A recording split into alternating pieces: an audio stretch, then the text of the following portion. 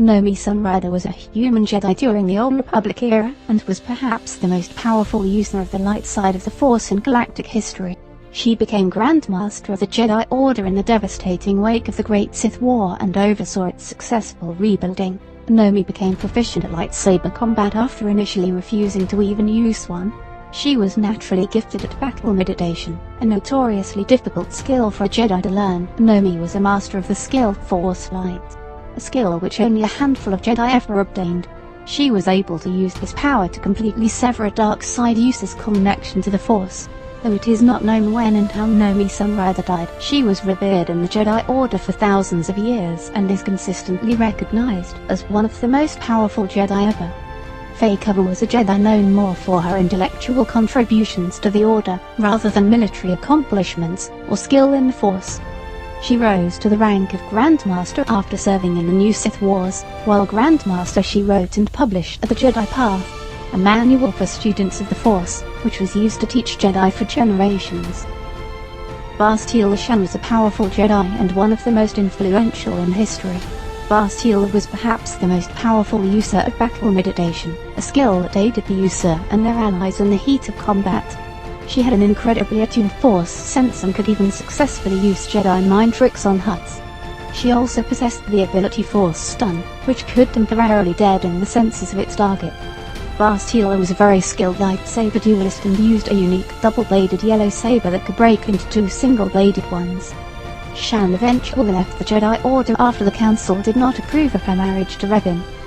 Viserys was a human Jedi master and veteran of numerous wars and conflicts. Surik possessed many advanced and uncommon Force abilities. Most noteworthy of these was a form of deep mind reading that allowed the user to read the target's innermost thoughts and desires. She could also use the Force to survive long periods of time without breathing, and to communicate with and control animals. Surik did not become one with the Force after her death, instead remaining as a spirit.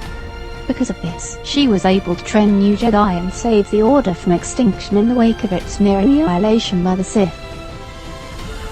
Belonging to the same mysterious species as Yoda, Yaddle was also powerful in the Force. Yaddle was a unique Jedi.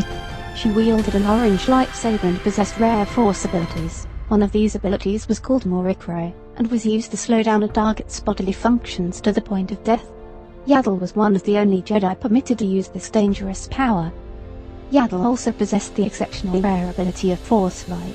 After studying it from a Jedi holocron, she served for a time on the Jedi High Council, but stepped down after the Battle of Naboo.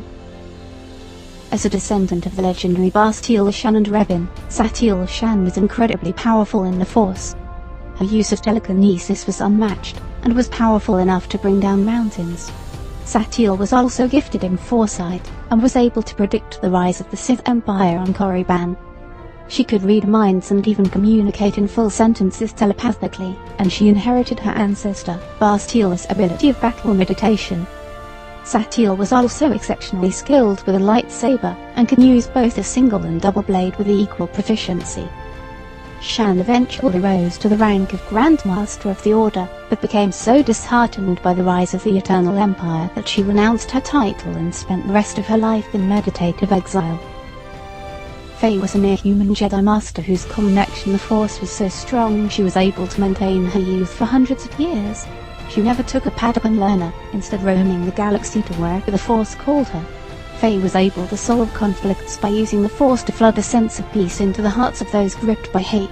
She never used a lightsaber in combat, and never even carried one after her initial training. Faye was killed by Asajj Ventress during the Clone Wars and used her last remaining strength to help Obi-Wan Kenobi escape the battle. Though she eventually fell to the dark side, Kreia during her time as a Jedi was still extremely powerful. She was Jedi Counselor and Historian and possessed great knowledge of the Jedi Order and the Force itself. Kreia had almost innumerable Force abilities, such as Force Speed and Force Cloak, a rare skill which rendered the user virtually invisible to the naked eye, and Breath Control, which all but eliminated her need to breathe for a short time.